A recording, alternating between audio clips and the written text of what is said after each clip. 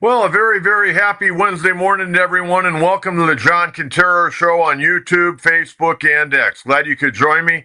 We got a lot to touch on today. Padres let one get away on Tuesday night. We'll talk about that. They're 1-1 with the rubber game being played tonight. Again, early start time tonight out at Petco Park. Final game of the series between the Cincinnati Reds and our Padres. Then the Colorado Rockies come rolling in Thursday, Friday, Saturday, Sunday. Then the Padres hit the road once again. Glad you could join me, and just want to get the business out of the way.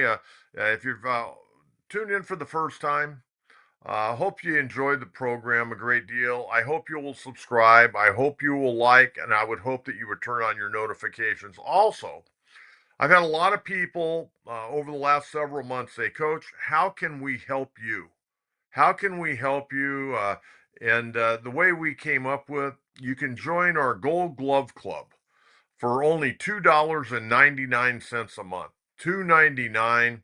I think that's probably a pretty good deal because we also take your questions during the program in our Coaches Crew segment, also our Coaches Mailbag. If you send in a question a little bit later, we don't get to it on the live program, we'll answer it in our next program. So if you can afford $2.99 a month, just hit join, and we very much appreciate that. So thank you very, very much. And really, this got started by a lot of you viewers out there that said, hey, we know you're putting a lot of time and effort. You don't have to do this, but you are doing it and would like to help you out. So anything you can contribute, very much appreciated. Okay, I got to start off the program today talking about a couple of my friends that I lost in the last few days.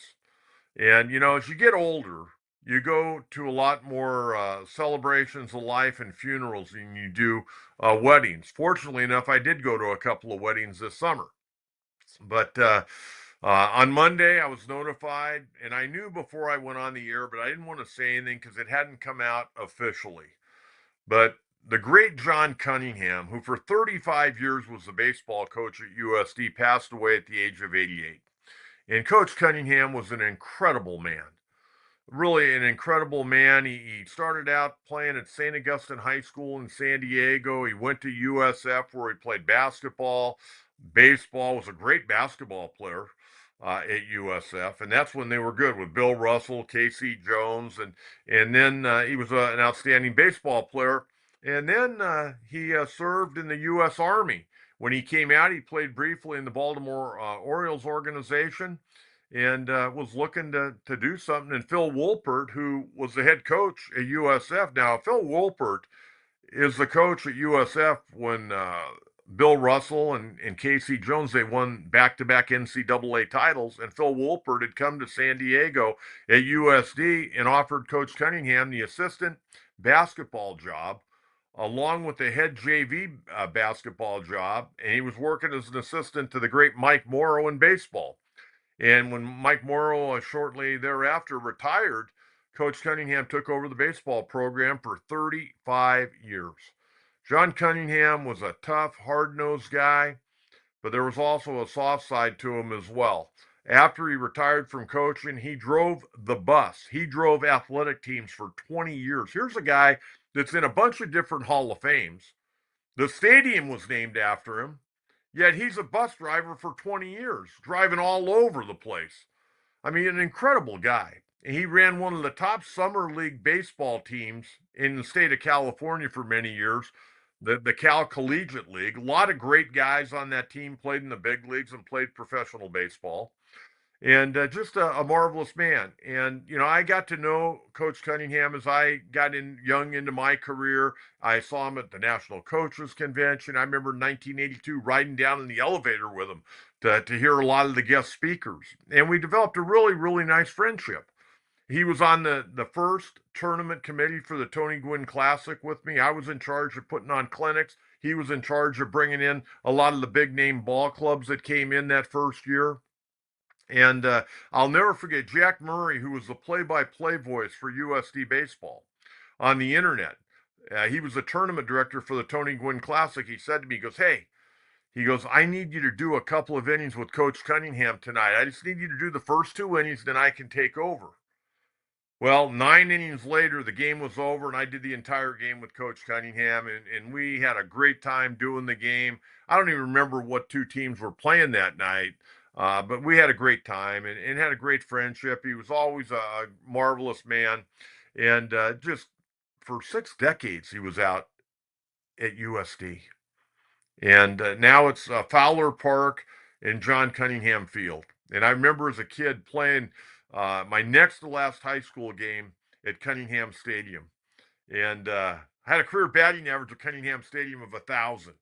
I had a single, double, and triple against Patrick Henry in the quarterfinals of the 1976 CIF playoffs. Also had a walk.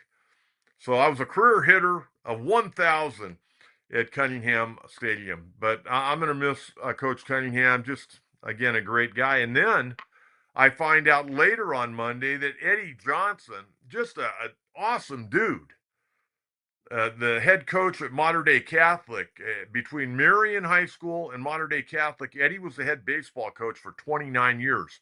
He also was a head basketball coach for 3 years down there. He coached a little football as an assistant, always had a smile on his face. Played for Manny Hermosillo at Montgomery High School. Spent some time at San Diego City College as an assistant baseball coach. Um, and 58 years old. 58 years old. And the last time I saw Eddie was at the American Legion meeting in Kearney Mesa, just prior to the start of this past summer's American Legion. The meeting got over, and quite frankly, I wanted to get out of there. I wanted to get home to watch a ball game. Shocker. And I ended up leaving about a half hour later because I talked to Eddie for 30 minutes. And I got home and I go to my wife, I go, hey, I would have been home about a half hour ago, but I was talking to Eddie Johnson, the head baseball coach down at Modern Day Catholic. He was a great man. Great man. We lost two great baseball guys this week in San Diego. And I wanted to make sure that we talked about that at the beginning of the program. I knew Coach Cunningham a lot better than I knew Eddie. But Eddie and I, all of our get-togethers were always a lot of fun, and we always talked about growing the game of baseball. How can we uh, do a better job of getting more quality players out of San Diego? And till the day I die, I can tell you that. Till the day I die, I want San Diego to just be a hotbed for baseball. I support all of our sports. I want all of our athletes. I don't care if it's male or female. I want all of them to excel. But baseball, I want to continue to grow. We've got such a great history of developing baseball players in this county, and I want to keep it going. And two outstanding men and two guys that spend many, many years on the baseball diamond, helping ball players get better, passed away this year. Coach Cunningham at USD, 88 years of age, and Eddie Johnson, the head baseball coach at Marion and then Modern Day Catholic when they changed the name for 29 years. He was 58 years of age. Um, let's get to the Padres. Monday night, they eked out a 4-3 victory, and thank you, Terry Francona, for taking out Nick Lodolo after 5 innings. He was sticking it up the tailpipe of the Padre hitters big time. They hooked him after 79 pitches, 5 innings, 2 hits, no runs, a walk, and 2 strikeouts. Man, he's a good young pitcher. I mean, a really nice young pitcher, a 3.10 ERA on the year. They brought in former Padre Scott Barlow, who I don't think has a whole lot. Every time I've seen him pitch this year, he's gotten racked. And the other night, he went 2/3 of the inning, gave up 2 hits, 3 runs, all earned, a walk, and a strikeout. And, the Padres ended up getting the sacrifice fly in the 10th inning to win it. Tatis hit a sac fly to drive home the game-winning run. But at the end of the day, Padres are not swinging the bat. They had 6 hits the other night. They were 2 for 8 with runners in scoring position, which was good against Major League pitching. Now, let's talk about Yu Darvish a little bit. I don't know what to make of Darvish. 1 inning he looks great. The next inning he doesn't look great. He has to be really picture perfect. I mean, he's throwing a lot of junk up there.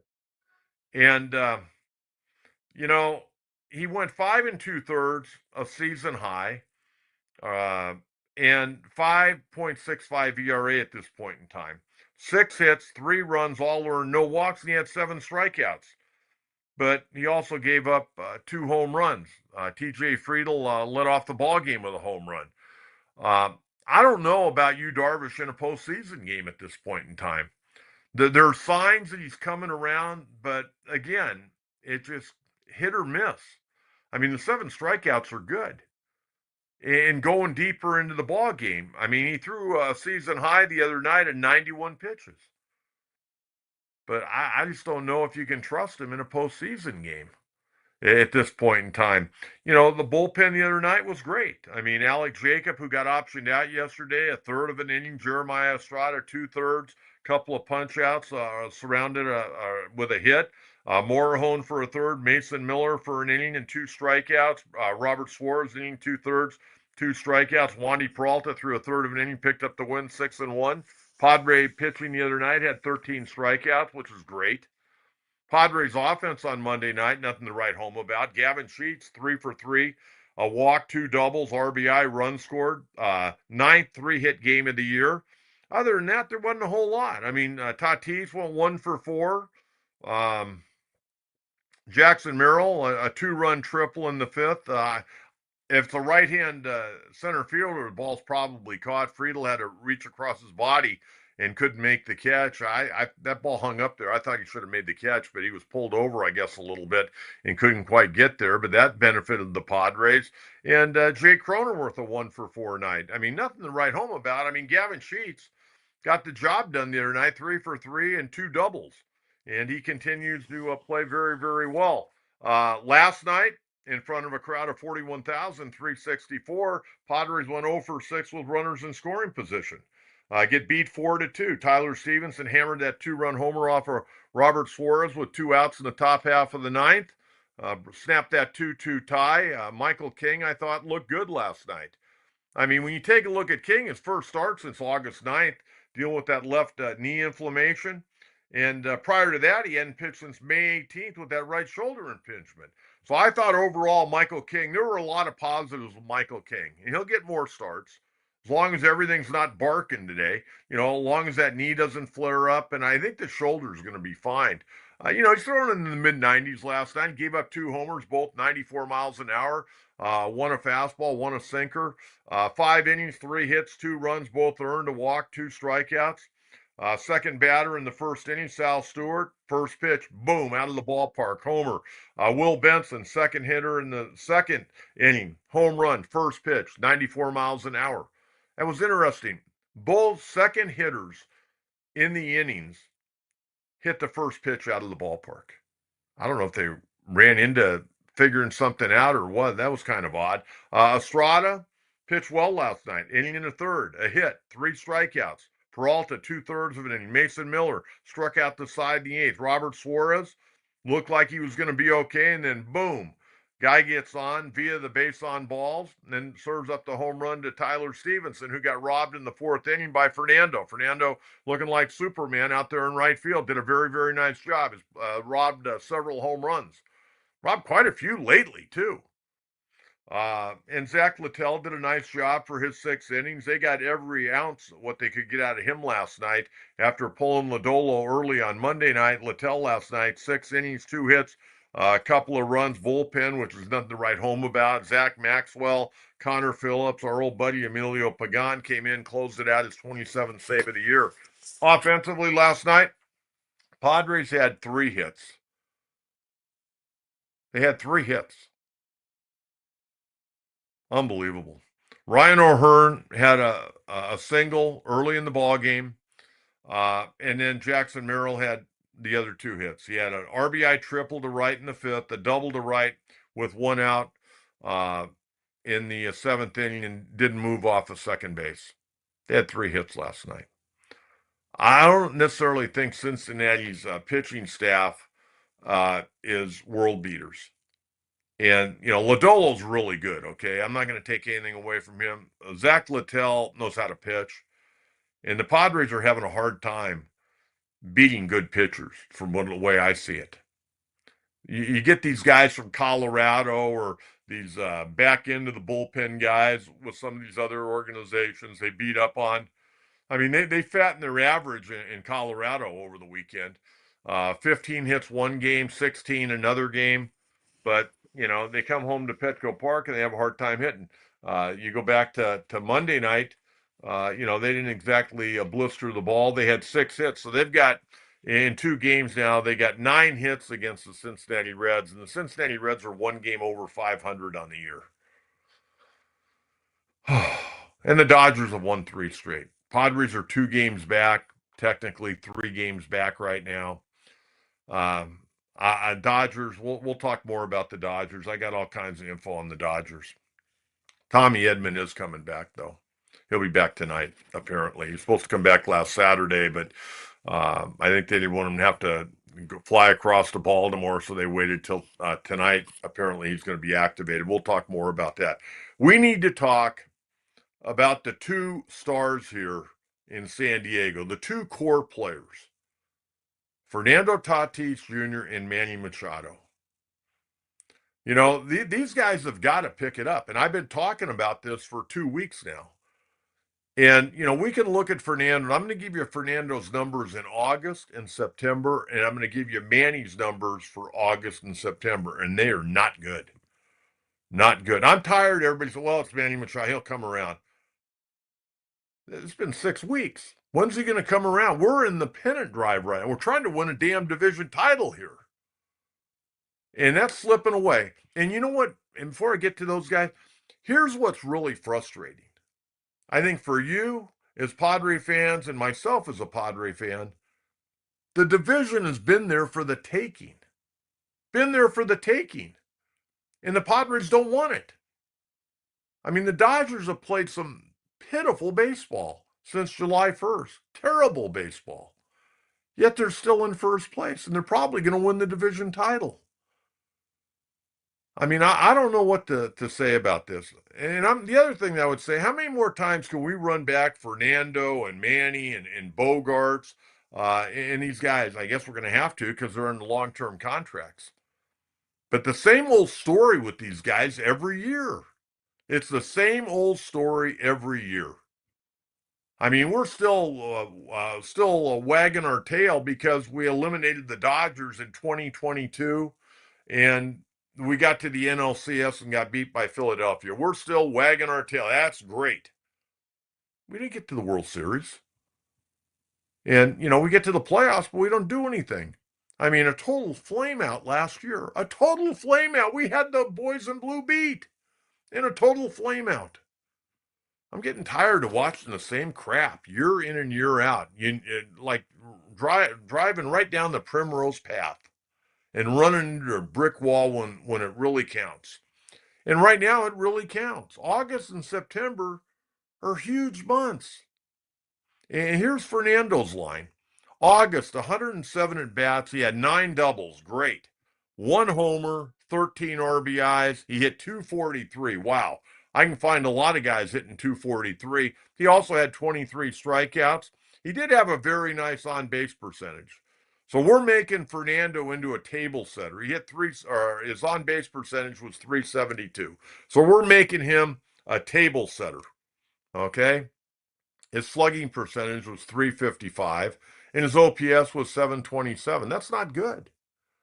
Now, in the month of September, he's got 2 homers and 5 RBIs right now. He's 6 for 29. He's hitting 207, a 273 on base percentage, a 414 slug, and a 687 OPS. Those are unbelievably poor numbers. Unbelievably poor numbers. Now, let's get to Manny. Manny's even worse. August, he had 108 at bats. He had 5 doubles, 1 homer, and 8 RBIs. He hit 222. He was 24 for 108. He also had 29 strikeouts. Now get this. His on-base percentage, 294. 294. That's kind of what the on-base percentage is of a guy like Martin Maldonado. 296 slug, a 590 OPS. 590 OPS. Guys that have 590 OPSs normally get sent to the minor leagues. I know he's having a bad month. He's had a bad couple of months. Bad 6 weeks right now.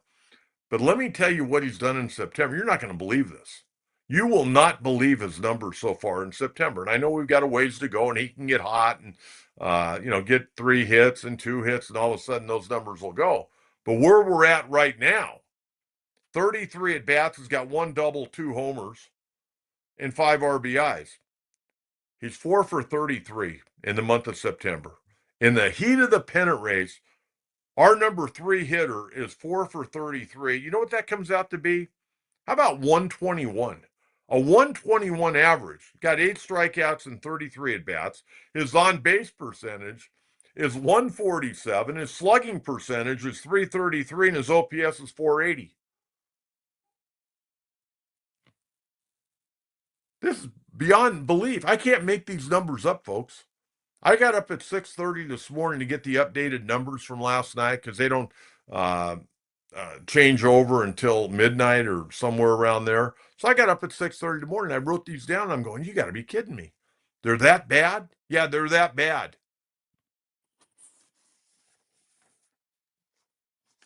Not looking like primetime players to me. You know, these guys are talented ball players, but I don't know if they're winning ball players when the heat is on. I mean, I know everybody doesn't want to talk bad about Fernando and Manny and all that. I'm not talking bad. I'm just presenting the facts and only the facts. They're talented players, but man, in the heat of battle, you got to win some key games. You got to win some key games. And this is not good. I don't know if they're going to be able to get this thing turned around. It's pretty frustrating to me. I mean, I'm just the messenger. These are the numbers right here. These are the numbers right here. So, unless those guys pick it up, we're going down the porcelain fixture again this year. You know, and Arise, he didn't play last night. Only pinch hit and struck out. You know, I don't get Mike Schilt, by the way. I really don't understand some of his comments to the media. You know, the other day on Sunday, and I brought this up a little bit, but then it reared its ugly head again last night. And what I mean was Dylan Cease pitched on Sunday. And Mike Schilt they talked about Cronenworth starting at shortstop and Arise moving to second and getting O'Hearn into the ball game. And he goes, well, Dylan's a fly ball pitcher. Well, if I'm a ball player, if I'm Cronenworth or I'm Arise, and he's talking about, well, we did this lineup because it's a fly ball pitcher, you're basically telling Cronenworth and Arise, well, you guys are just playing different positions today because you're probably not going to get a whole lot of action. I don't get that. I don't get that. And then last night, they put Iglesias at shortstop, and they put O'Hearn at first base, and Cronenworth was at second, like normal. And Schultz's comments to the media was, well, you know, King, when he's on, he gets a lot of ground balls. So basically, you're telling Arise, who's worked his tail off to become a better first baseman. I mean, he's not an upper echelon Gold Glove first baseman, but he certainly hasn't been, detrimental down there. And so you're basically telling him, well, you know, there are going to be a lot of ground balls hit. Would rather have O'Hearn there. I mean, that's basically what he was saying. But then he kind of talked around and said, well, O'Hearn, you know, has earned his opportunity. And, you know, he had a night off last night and Arise is going to get a night off tonight. I would think Arise is not coming back here next year. I think the writing's on the wall, in my opinion. But I found those comments from those two games and those two lineups kind of weird. I don't know how you thought about it. Maybe you guys didn't read into it as much as I did. Having made out lineups for many years, I guess I looked a little bit deeper into it. But boy, it sure didn't throw a lot of confidence out there to your guys that you were moving around in position. So it is what it is. Xander Bogaerts, left foot non-displaced fracture. He fouled off that ball back on August 27th up in Seattle. Going to have some imaging today, but it has been cleared for baseball activity, and he is just hoping to get back in before the end of the regular year. Right now, he's kind of targeting the final week of the regular season. We'll have to wait and see. But again, imaging today, and we'll get more information later today, and we'll definitely pass that off to you on Friday's program. All right, it is time to get to the standings here, and then we're going to get out to Coach's Crew. I put a lot on the table for you today, folks. A lot on the table. I'm fired up. I'm a little disappointed. I mean, geez, we had a chance to win the damn division this year, and we're letting it slip away. Take a look at the National League standings right now. Okay, Philadelphia, they're putting their hurt to the Mets. They've beaten the last couple of days, a 9-game lead. That's over. Stick a fork in the Mets. Mets are going to probably make the wild card, but that's not entirely true at this point in time. They're certainly not winning the division. Milwaukee, 6.5 games up. They're in good shape right now. Probably the number one seed, I would certainly think, in the National League. Dodgers at 2-game lead. Dodgers only 4-6. Padres only 4-6. That's what I'm talking about. You go 6-4, you're tied for first, at least record wise, not tiebreaker wise. And then the Giants are hanging in there, and we'll get to the Giants here, but they're only 2 games back in the wild card. Let's take a look at the overall wild card standings right now in the National League. Cubbies sitting in good shape, 6 games up. Padres in good shape right now, 3 games up. Mets hanging in there. Look at that, 2 games back. Could you imagine? And it's possible. The Giants overtake the New York Mets, and Cincinnati, they get a win today. They're going to be putting heat on both the Giants and the Mets. And even the Arizona Diamondbacks and the Cardinals are trying to hang in there. But look at Bob Melvin's team. They're charging to the finish line. But you know what? They've got 7 games left with the Dodgers. They got 3 up in San Francisco at Oracle Park over the weekend. And then next week, they come back and they've got a 4-game series at Dodger Stadium. So they got a tough schedule. So there you have it. Look at that. 2 games back for the Giants, and the Reds only 3 games back right now. Okay, let's take a quick look at the American League today. Toronto, 3-game lead over the Yankees. Time is running out. Boston, 3 games back. I like that Boston team. I think Boston's pretty good. The thing about Toronto and Bo Bichette on the IL right now, 10 days, that hurts. A big offensive player, one of the best offensive players in baseball. Yankees, 3 games back. But Boston, I think I like that Boston team. We saw them. They've got great makeup. They can score runs. Trying to get Roman Anthony back. Probably not coming back, at least for the regular season, but should be, hopefully, if everything goes well, back for the postseason. I like their pitching staff. Detroit has not been great the second half, but they're still 21 games over 500, 8.5 back. And then look in the division right here. Houston only a 1-game lead over Seattle, and Seattle has really not played that great, but you see Houston's dropped 7 of their last 10. Bruce Bochy's ball club hanging in there right now. They're 2.5 games back. How about if Boch gets in? And, of course, the Angels, they've kind of fallen apart. They had a nice win last night over Minnesota, but they're 68 and 77. I'm very anxious to see what's going to happen up there after the year and into the offseason with Ron Washington, because he wants to come back. And I think the Angels may want to go a different direction, maybe with a fresh start. Not sure that Ray Montgomery is the solution, but we'll have to wait and see. Let's take a look at the American League wild card now, and then we're going to get out to your questions. Yankees and Boston sitting in pretty good shape. Seattle, only 1.5 games up on the Mariners right now. So there you have it. And I'll tell you what, I was talking about the Guardians. Not doing real well. All of a sudden, they're starting to win 6 out of their last 10, playing much better baseball, 4 games over 500. Kansas City, 4 games back. I don't think they can overcome that. But there you have it. Those are the standings, folks. Padres, Dodgers both have 17 games left. Okay, let's get to live questions on Coach's Crew, and then we're going to talk a little bit about the Dodgers today and what they're doing and how they're coming around. All right, first question. Big Sam Sanford. Coach, I'm not so patiently counting down the days until Suarez opts out and another team relieves us the burden of having him. Why isn't Miller the gopher at this point? You know what? He probably is. Probably don't want to upset the apple cart at this point in time, because not only, and again, I'm a big believer, you're not out to win popularity contests, you're out to win ball games. But Suarez has been the guy the last few years, and where you're at in the postseason right now, or working towards the postseason, you don't want to upset the apple cart. And I think if you can get through the regular season, then Mike Schilt may flip-flop it come playoff time. It wouldn't surprise me. There's always surprises by managers in the postseason. Pitching a guy this inning when he normally pitches that inning. We could see that tonight. Mason Miller, who knows? He may come in tonight. We'll have to wait and see. But Suarez has been a good Padre. He's pitched a lot of good ball games. Last night, that was a tough one, man. Tyler Stevenson just rocketed that thing into the lower level of the Western Metal Supply Company.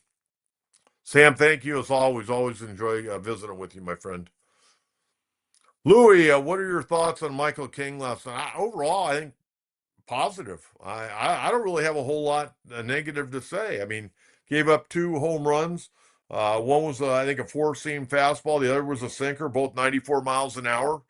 I mean, for as long as this guy has been out, I mean, he had one start since May prior to last night. I think he did a hell of a job.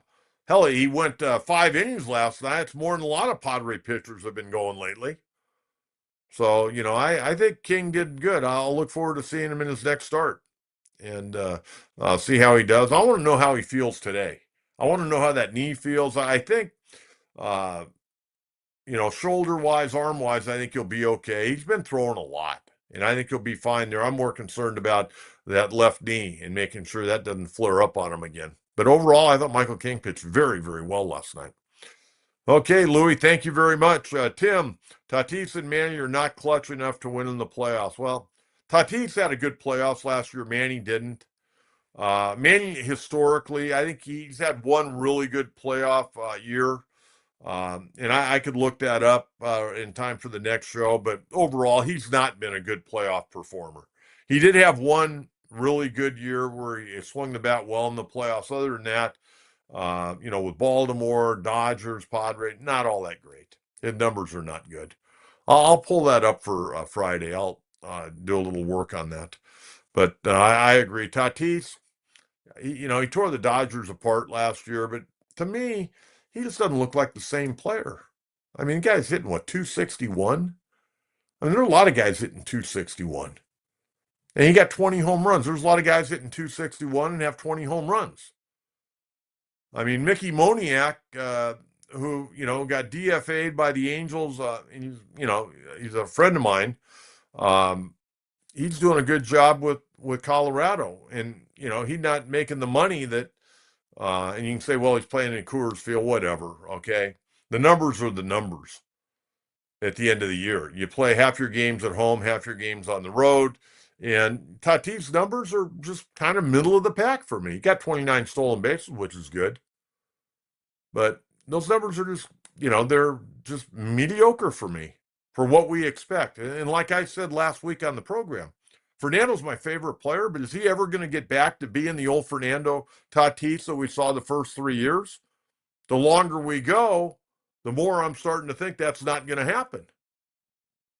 So you tell me, where are you at with Fernando and Manny? If you're listening right now, everybody should have an opinion on this. I mean, these are our guys that we got for years and years and years. I hope I'm still alive when Tatis's contract is up. I mean, he's going to be here for a long time. Long time. So you tell me. Thank you very much, Tim. I appreciate that. I'll look up Manny's numbers. Fernando hasn't had as many opportunities, but I'll look up Manny's numbers. Okay, Casey King. Good morning, Coach. When you were doing color for the Aztec football, what was your favorite college football stadium you called a game from? Ohio State, by far. Beautiful stadium. Michigan has redone their stadium since I did a game there, but at that time it was a pit. Terrible press box. I thought the stadium wasn't very good. They've redone that, but Ohio State by far. Wisconsin was okay. We did games at Arizona State. Sun Devil Stadium was okay. University of Arizona Stadium was okay. But by far and away, it was the Ohio State. I did a game in the Rose Bowl. Rose Bowl was cool. And I always remember the great Chris Roberts, who passed away a few years ago.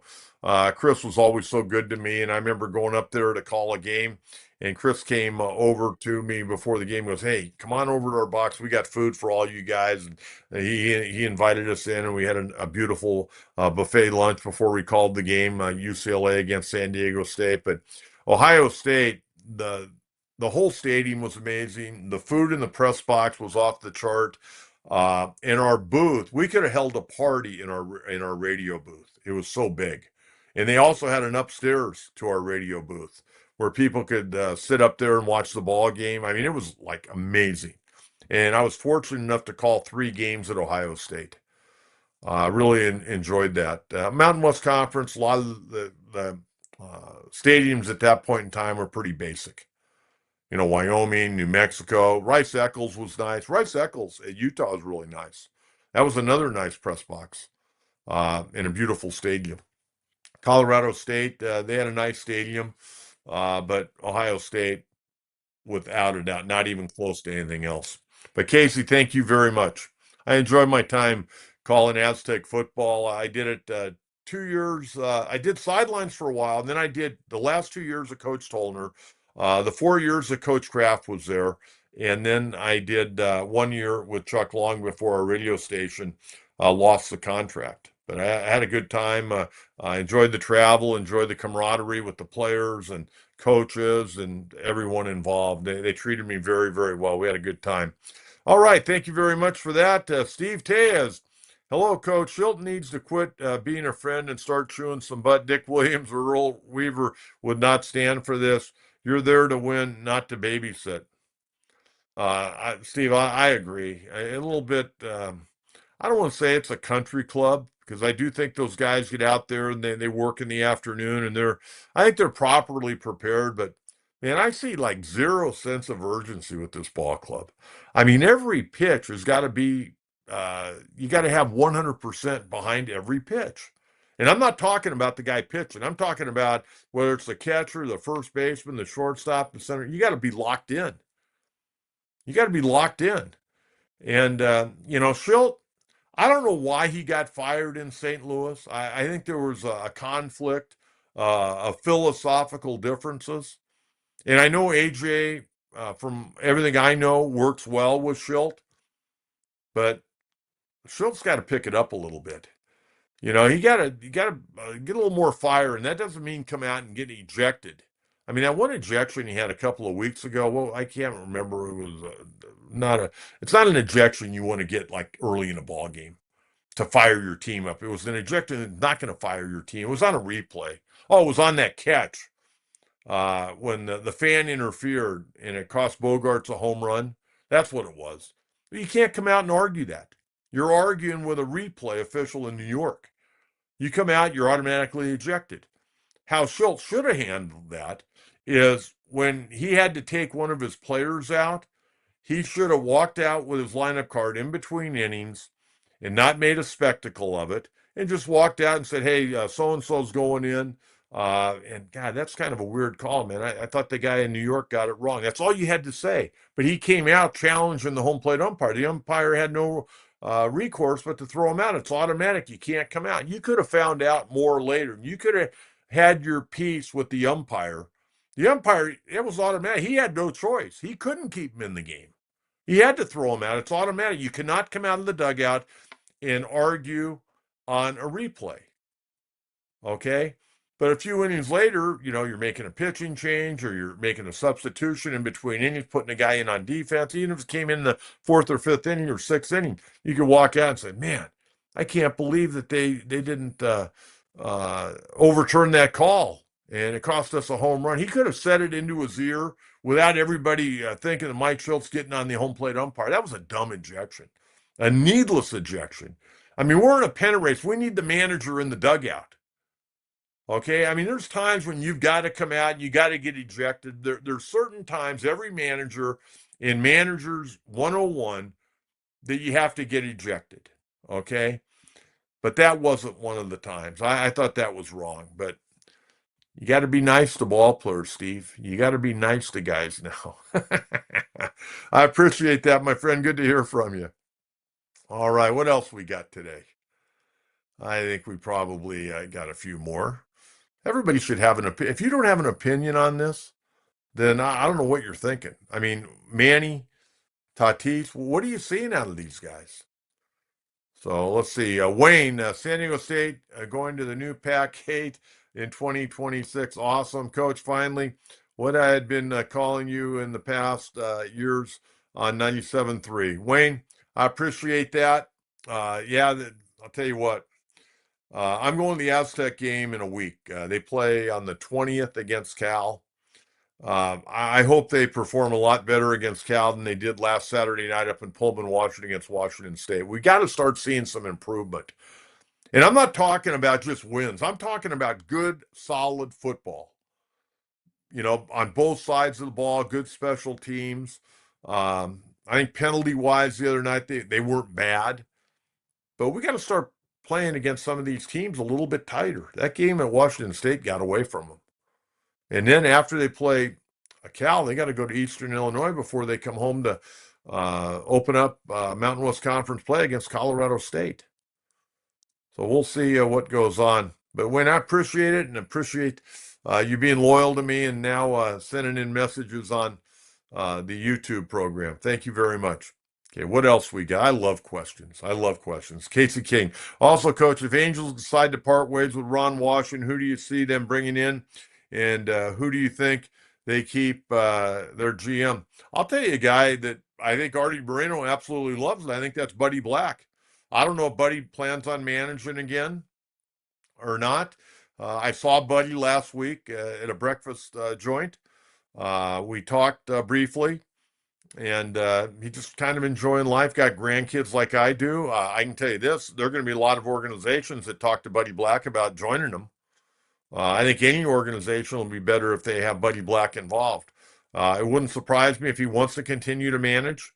I think Artie Moreno's got great respect for him. Buddy was a pitching coach when they won the World Championship, and Mike Scioscia was the manager. So we'll see where that's going to go. That's going to be an interesting because Ron Washington, I think, was well liked up there, but I'm not sure they want to bring him back. I'm not sure they want to bring him back. We'll wait and see on that. But Casey, thank you very much. Very much appreciate that. Isabel, hi, Coach. Angels have the worst farm system. Nothing will help the Angels. Oh, well, they haven't gotten a lot of help. They've gotten a few arms up that I think that have a possibility. I mean, they had Zach Neto, Nolan Shonwell. I think it's a pretty good player that came from the farm system. Joe Adell is finally, hit his stride. Got 33 home runs right now. It's taken forever to get him. But the Angels, hey, you get out of your organization what you put into it, and they've had a lot of high draft picks. Some of them have hit, some of them haven't. Mike Trout not having a great year, hitting 233. I saw he got 2 hits last night and scored 3 runs. Still trying to get to the 400 home run mark. Still a little bit shy there. But I pull for the Angels. I got a brand new Angels cap I bought when I went to the ballpark this year. I had a great time taking my grandson and the whole family. We went up to a game earlier in the year. Angel Stadium, I know it's a no-frills ballpark compared to Petco, but I enjoy it. Plus, the prices are a lot better. Hey, what else we got? We got any more questions today? Okay, let's get to the Dodgers. Okay, Dodgers now 81-64. They won Monday night 3-1. Tell you what, they had a tough time. Dollander, that big right-hander who was 2-12, he went out there. The guy's got a lot of ability. Really was stymieing the Dodgers. They rolled his ankle, and they had to take him out of the ball game. The Dodgers, came back and ended up winning the ball game. Tyler Glasnow, tremendous start Monday night. 7 innings, 1 run, 2 walks, 11 punch-outs. Trinan came in a 1-2-3/8 inning. They had a no-hitter going until the ninth, until Tanner Scott gave up a base hit, leading off the Ryan Ritter broke it up, leading off the ninth inning, but Scott was able to get out of it, and the Dodgers won that game 3-1. Dodgers only had 4 hits that night. Colorado had 1, but Dodgers were 2 for 8 with runners in scoring position. Freddie Freeman, an RBI double Monday night. Mookie Betts, a 2-run single, and that was all she wrote. Then, last night, Dodgers jumped all over Colorado early in the ball game. and they ended up blasting 4 homers. Mookie Betts, a 2-run homer. Freddie Freeman, his 20th homer. Teoscar Hernandez, 2 homers, and he's looked just awful at the plate. But he went 3 for 4 last night. Emmett Sheehan, right-hander, he and Kershaw have been unbelievable. I mean, he and Kershaw have been unbelievable. Between those two guys, they're 16-5 this year. Kershaw's 10-2. And Kershaw doesn't have a whole lot, folks, but he knows how to pitch. I mean, think about that. Kershaw is 10-2 and an ERA of under 3.5. And he throws 89 to 91 miles an hour. But Emmett Sheehan 6-3. So with Kershaw's record and Sheehan, think about where the Dodgers would be if both these guys didn't come through. And neither one of these guys may even get a postseason start. But they're 16-5 right now between those two guys. Vesia came off the IL last night, looked good, 1 inning, 2 punch-outs. Kirby Yates had a rough year. 1 inning, couple of hits, gave up a run last night with a homer to Hunter Goodman. And the big thing with the Dodgers, now they're starting to get healthy. I mean, Max Muncy came back Monday night. Doesn't have a hit yet, but he'll get it rolling. He was hitting 260, which is a lot higher than he normally does, but that lengthens the lineup. Will Smith wasn't on the IL, but hadn't played in about 5 days because of a hand. He was back last night, had an RBI double. Vesia, as I mentioned, pitched last night. And Tommy Edmonds coming back tonight. They're getting the band back together up in L.A. Tonight it'll be left-hander Kyle Freeland, 4-14, a 5.10 ERA. Padres know all about Kyle Freeland. He threw 8 shutout innings last Friday night at Coors Field, limited the Padres to 2 hits. He tied a career-high 10 strikeouts. And the Dodgers going to go with Blake Snell, 3-4 and a 3.19. Blake Snell, a fresh arm, 3.19 ERA, 42 and a third innings this year. And Glasnow's 2-3 with the win the other night. He hadn't pitched a lot of innings. They got a lot of fresh guys going. I mean, I would imagine their rotation in the postseason will be Yamamoto, Glasnow, and Snell. And, I don't know where Kershaw comes in. I don't know where Emmett Sheehan comes in. Now the Dodgers are starting to talk about what I said before the Dodgers ever signed him, was you got to use Ohtani as a reliever. You got to use him as a closer, not as a starter. That way you could use him 2 or 3 days a week. I don't know if they'd use him 3 days a week. They could certainly use him 2 days a week. And, he's throwing like 5 innings a week. Why not bring him into a tight ball game and let him throw in tight ball games as a closer? That makes the most sense. I mean, this guy's had 2 significant arm injuries in his career. He had Tommy John, and then he had, I don't know exactly what he had last year. Nobody's ever really figured it out, but it wasn't a full-blown Tommy John. But I said when he was a free agent from the Angels, whoever signs Ohtani should have him be a relief pitcher, a closer, because appearances are not going to hurt that guy. Innings will. That's the way I see it. So we'll see how the Dodgers handle it, but I heard rumblings that they're talking about using Ohtani in the postseason as a reliever. And if that's the case, I would think they would try to get him a couple of opportunities during the regular season, maybe after they feel like they've got the division won. Again, Padres 2 games back record-wise, but with the tiebreaker going to the Dodgers, they're 3 games. So Padres, they got a lot of work to do. And we'll have to wait and see if they can get it done. But they're not going to do anything unless Tatis and Machado start swinging the bat and be the players that we've seen them be in the past. Because right now, they're flat out not getting it done. And maybe I'm the only guy that's seeing it. Maybe I'm the only guy that's saying it. A lot of other people probably won't even touch that topic. A lot of the other people probably won't even look at the stats. Well, you know what? I want to win. And I don't know what you're going to do. I don't think you're going to drop Tatis out of the leadoff spot. And you're not going to take Manny at this point out of the number 3 spot. But, I mean, you got to sink or swim with these guys. And right now we're treading water big time. And we're starting to get a little fatigued. And when you fatigue, you go down. And when you go down, you drown. And that's kind of where this Padre ball club is right now. They got to get the game tonight. They need to win tonight, and then they need to bulldoze Colorado 4 days in a row before they go out on the road. They got 3 games next week against the Mets. Not going to be easy. And then they got the White Sox. And I guarantee the White Sox are not going to lay down for the Padres. Padres don't like strike the fear of God into anybody. I mean, they can pitch around certain guys, but guys like O'Hearn and Sheets, they're doing a hell of a job right now. Cronenworth has played better. Freddie Fermin's getting a hit here and there, a key bunt here and there, like he did Monday night. But man, the guy in the number 1 and number 3 spot, they got to pick it up a little bit, especially with Bogaerts being out. All right, let's get to Coach's mailbag here. Will the offense heat up in time to win the pennant? We've been waiting all season. Well, right now, I don't think the division is going to be the Padres. I mean, Dodgers could go into another tailspin, but the Dodgers, where they have the advantage, their pitchers are going deeper into games. And it's given their offense a chance to kind of get started. I mean, I can't begin to tell you how many times the Dodgers have fallen behind 1-0, 2-0, and had to play catch up. Now they've got starting pitching that's putting the clamps on the opponent. So we'll see. And the Dodgers got a tough schedule, man. Like I mentioned, they've got 7 games left against the Giants. They got a 3-game series at Dodger Stadium against Philadelphia. They've got to go to Arizona, and they got to go to Seattle. So they got a very difficult schedule. Very difficult schedule for the Dodgers. And Padres got a couple of tough teams, but overall, Padres' schedule not nearly as tough as the Dodgers, in my opinion. You may disagree with that. But fan, thank you very much.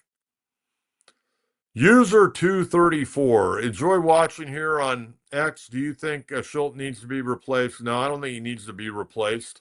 And by the way, after last year, they gave him a 2-year contract extension. So he'll be here in 27 and 28 because his initial contract was 25 and 26, and they tacked on 2 more years. He actually has 1 more year on his contract than the general manager does. Let's see, 25. Yeah, he's got 1 more year than the general manager. AJ's contract's up at next year in 26. What are they doing with AJ? Am I the only guy in town that pays attention to some of this stuff? I mean, I haven't seen anything written at all. I think I saw one blurb by somebody 6 weeks ago about, AJ Preller's contract up, and probably they took it off of my show because I've talked about it several times. I mean, AJ has put this team in good position. I mean, he can't go out and play for these guys. The manager's got to get these guys going. But AJ's contract's up at the end of 26. And Schultz, I believe, is up at the end of 27. Okay? We'll see what happens. But, yeah, you know what? Come playoff time, Padres may become a completely different team. They may end up being world beaters. But right now, I don't really like the trend they're going. Maybe you do, I don't. Okay, what else we got here today? Petco Pads, what do you think will be the weak spot in the playoffs for this team, starting pitching? Sorry, I don't know about Darvish. I mean, Pavetta's having a career year, but what's he going to be like in the playoffs? By the way, we'll see Pavetta tonight going in the ball game. He's starting tonight's ball game. I don't know what to tell you. I mean, I would think Pavetta, Cease, Darvish, King, your pick is as good as mine. And then losing Jason Adam, that means your starter really needs to go an extra inning. Before you could have gone 4 and then you could have lined all those guys up. And, maybe you could still do that. Maybe you could extend somebody. I don't know. But right now, man, I'm going to be bitter till the season's over, and I'll probably be bitter during the offseason. We had a chance to win this damn division. The Dodgers were like laying it out on a silver platter for us, and we didn't want to take it. We didn't want to take it, and that's coming off of last year, a total meltdown. You're up 2-1, you're kicking their ass, and then you let them off the hook, and you go 24 scoreless innings. 24 scoreless innings. That's almost humanly impossible, but not for our Padres. So there you have it. What else? We got one more. What else we got here? Okay, I guess we got thank you for watching. Okay, we'll be back in on Friday morning at 9 a.m. And I hope I'll have a lot better news. I hope they win 2 games. They got the game tonight against Cincinnati. They got the game tomorrow night against Colorado. So I hope I'm talking about a 2-game winning streak. And again, I want to ask you to subscribe to the channel, like, turn on notifications, and please, if you feel an urge, please try to help the channel out a little bit. And this is how it works. You donate $2.99 per month. Okay, be a Gold Glove member. It's another way to support the channel. Just hit the join button on our YouTube page, and that'll take you right to where you need to be. And we very much appreciate any support to the channel you can give us. Again, thank you for watching. Again, please subscribe. And I'm crossing our fingers that we can start winning, start stacking wins on top of wins here. I know it's kind of tough today. And I don't like to be tough, but I'm a little bitter because now the Padres have a lot of work to do and the Dodgers have to start losing some games. And I don't think that's going to happen. I don't think right now we can catch them. And we had a chance to win the damn division. All right, folks. Have a great Wednesday, great Thursday. Talk to you Friday morning. Have a good one. Bye-bye.